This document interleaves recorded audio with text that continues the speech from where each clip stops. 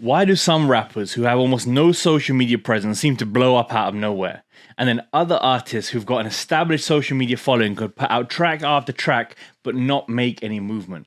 This is what I diagnose in this episode of the Becoming Worldwide podcast with the host Anwil Martinez. I was a guest talking about my perspective on how rappers can blow up and really use TikTok to stay away from those corny trends and stay on brand at all times. This is an insightful conversation, and I hope you enjoy the best moments from the Becoming Worldwide podcast. Let's dive into it.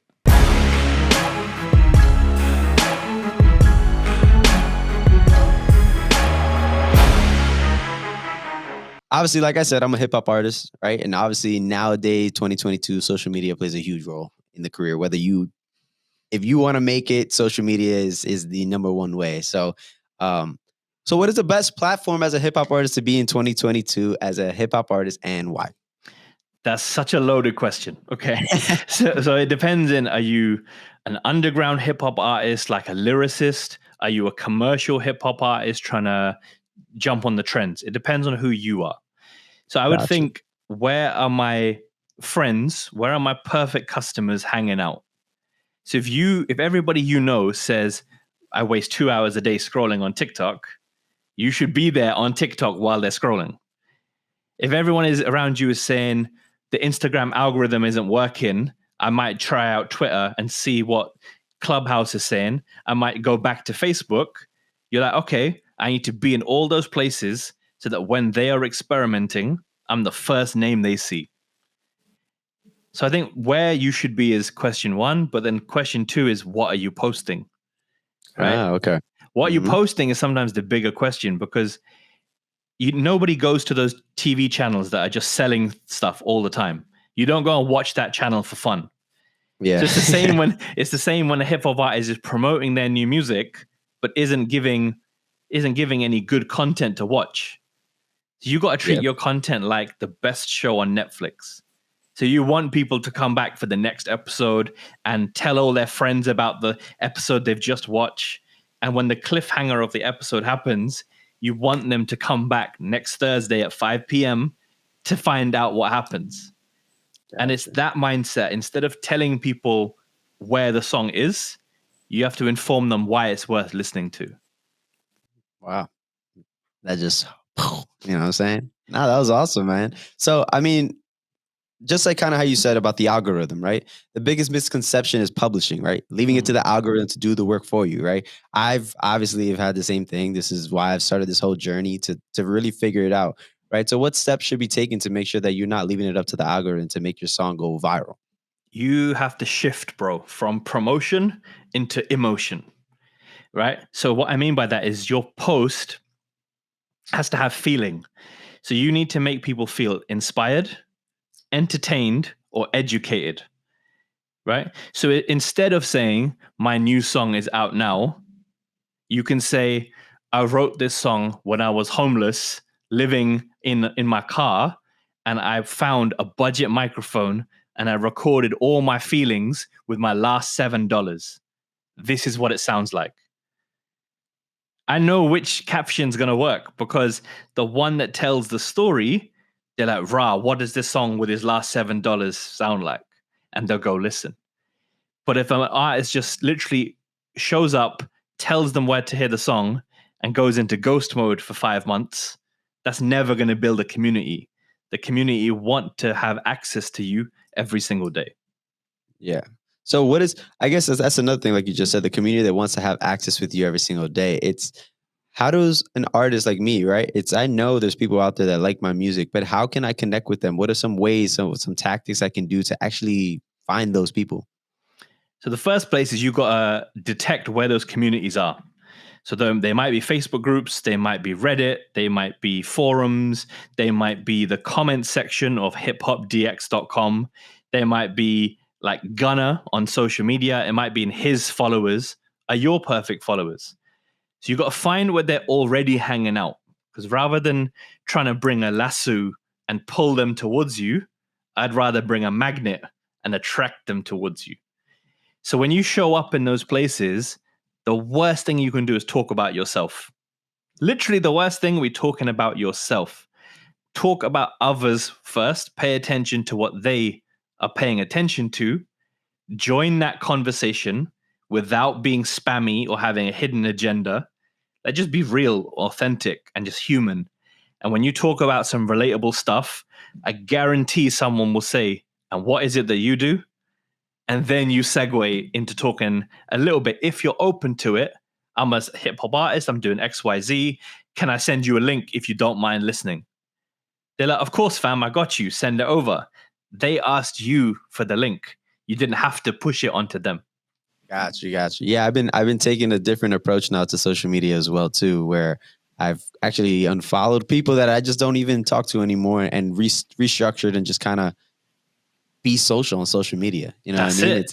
That's it. It's just, that's the key, really. And I've been seeing results, and it's kind of crazy how just that one little phrase can make such a big difference. So what kind of transformation? What kind of transformation did you see? I'm actually building relationships with people I don't even know. It's different from just having, like you said, having that hidden agenda and having that, oh, you know what, maybe he can be on my show. Or whereas my first podcast, like I was explaining to you, that was kind of my agenda. It wasn't necessarily in the more selfish aspect, but I was like, if I do get a person who has a good amount of followers, whereas now I'm like, I'd rather have that relationship with like me and you, right? I like researching about it, had that relationship, because I know I can always go back to you and say, hey, I have a question about this. Or you can come to me and be like, hey, I have this episode or whatever. You know what I mean? We can always collaborate and actually talk. And I mean, I have a question that I have off of that too is, so a lot of artists nowadays, right? The TikTok trends, right? We're talking about trends now.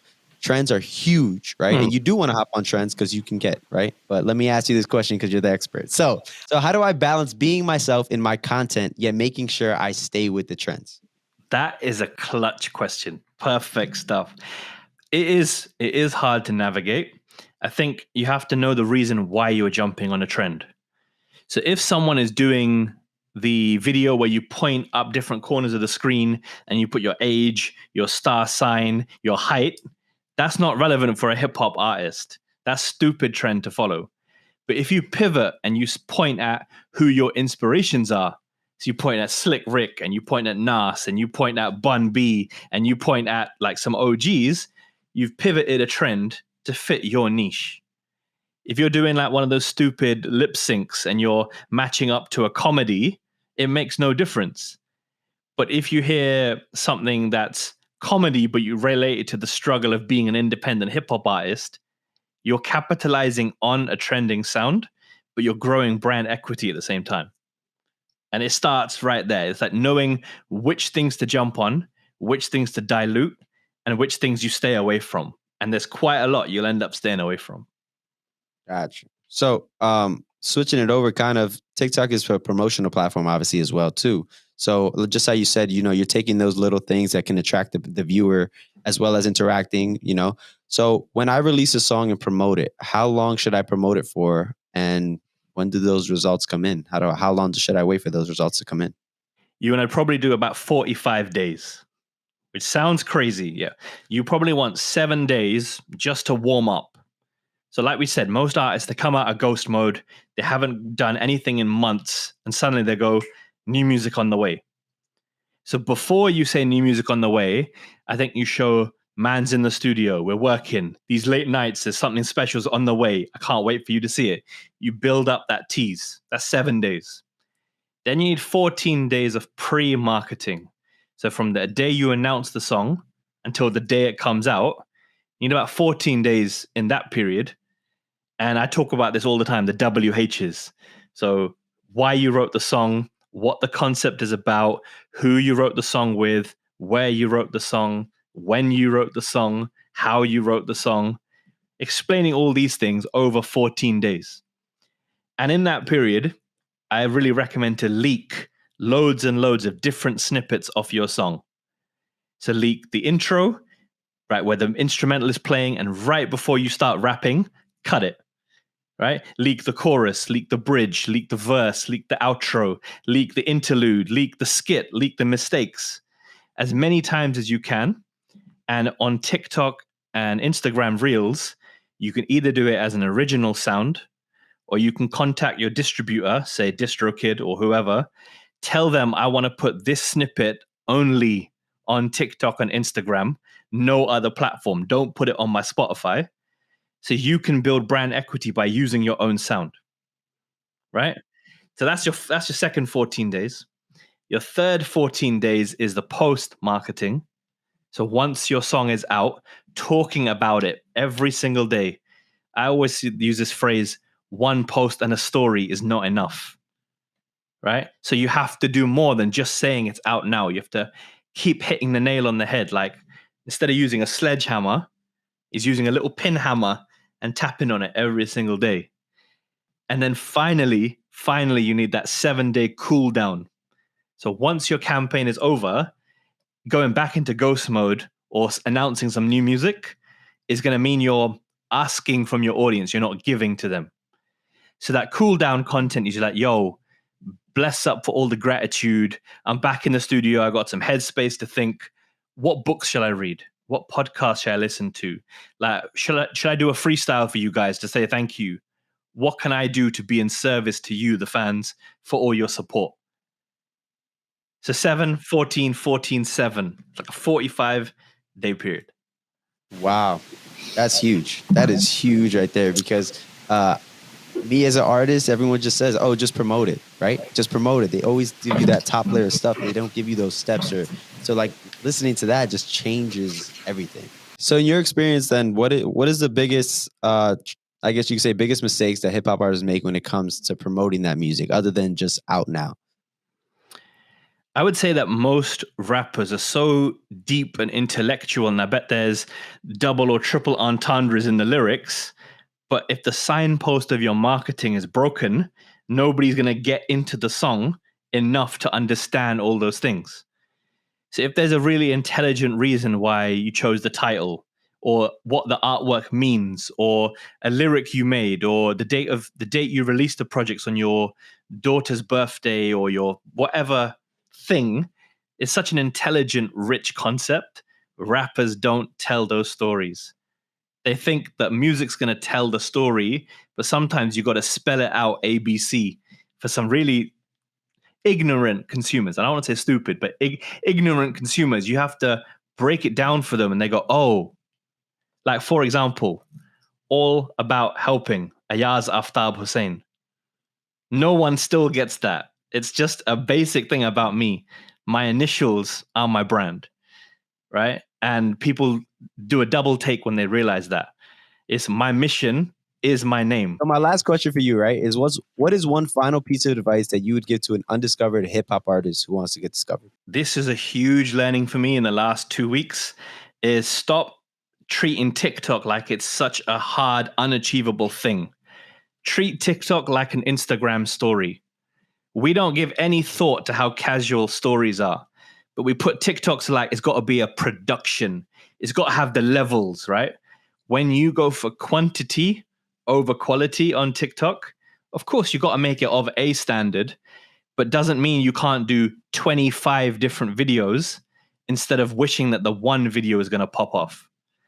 So that mindset of like, I'm going to show behind the scenes of a freestyle, a snippet of the verse, snippet of the chorus, snippet of what happened at the end, snippet of the producer's reaction, a snippet of what my homie said when he heard it for the first time, a snippet spilling a milkshake in the booth, like all of them individual TikToks instead of just a single post. That's my closing piece of advice is quantity, like for real, quantity this year. Gotcha. That's awesome, man. Thank you so much. I appreciate it. This is dope. Blessings, bro. Thank you. I'm not even gonna lie. Like I've been feeling burnt out a little bit. And I realized like some of the people I've been trying to make this show for, and this is like off the record, but some of the people I've been making the show for, hip hop artists, they don't really listen to podcasts. A lot of them don't. So it's a lot of digging and finding those people that actually want to learn and actually make a difference. Because a lot of people think that they can just, like how we talked about today, just kind of post and expect it to kind of go, you know, and there's only a certain amount of people that actually want to take control of their life and their career.